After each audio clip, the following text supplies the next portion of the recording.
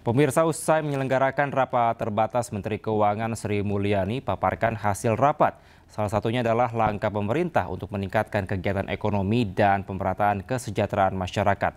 Presiden Prabowo berikan 5 stimulus agar perekonomian warga terus bergerak. Salah satunya adalah diskon iuran jaminan kehilangan pekerjaan. Dan yang kelima yang menyangkut diskon iuran jaminan kehilangan kerja. Kami melihat dari 17,3 juta ini per sektor tentu akan terkena pada sektor-sektor formal dan terutama pada pekerja yang upahnya di bawah 3,5 juta rupiah. Dengan stimulus ini dan akselerasi program-program pemerintah yang telah saya sampaikan tadi, jadi saya ulang sekali lagi, untuk sembako 11,97 triliun, nomor 3 untuk diskon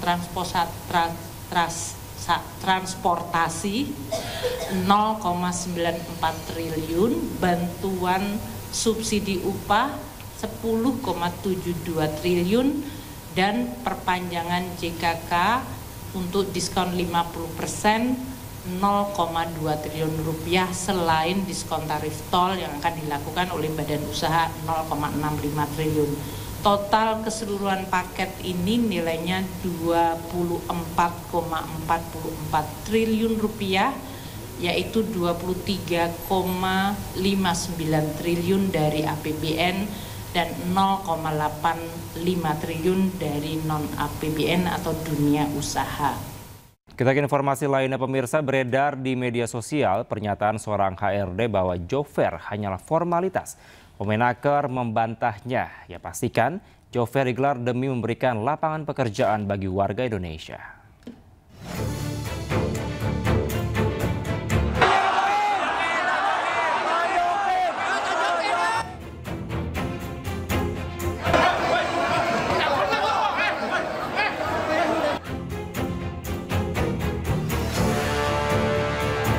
Sulitnya mencari pekerjaan membuat job fair ramai dipadati para pencari kerja.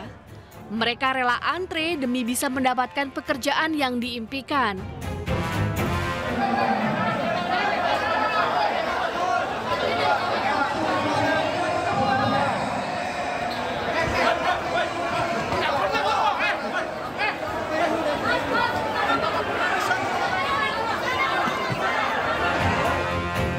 Namun beredar di media sosial informasi yang menyatakan job fair hanyalah formalitas sebuah perusahaan.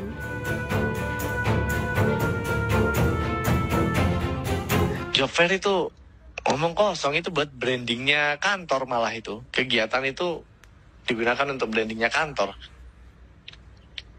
Bahkan itu biasanya kerjasama sama dinas-dinas kementerian terkait gitu ya.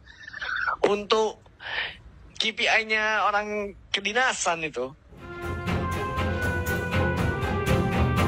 Wamenaker pun membantah keras pernyataan ini.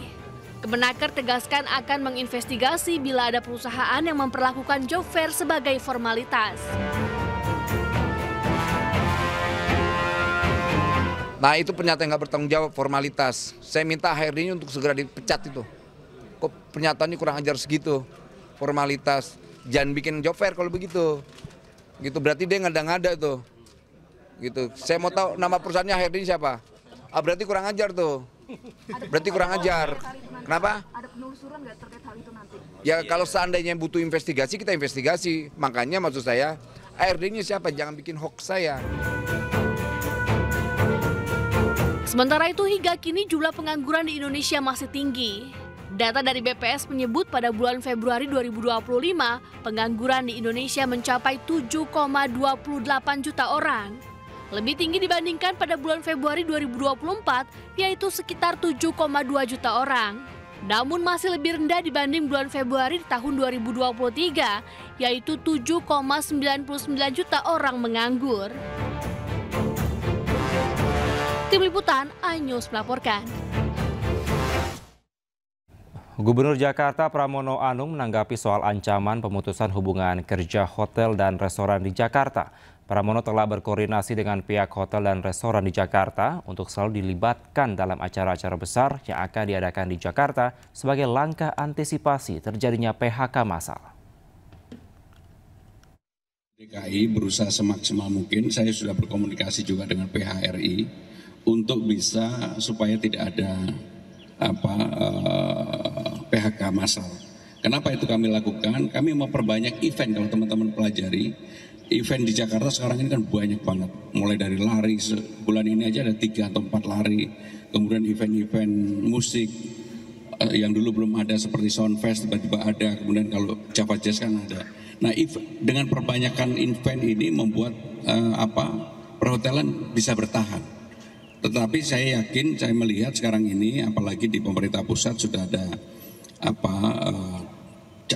langkah-langkah untuk mengurangi pengetatan ini, apalagi kalau kita lihat bahwa bulan April ini kan sudah mulai surplus, artinya memang ada langkah-langkah itu dan kami akan memberikan support sepenuhnya. Terima kasih. Wassalamualaikum.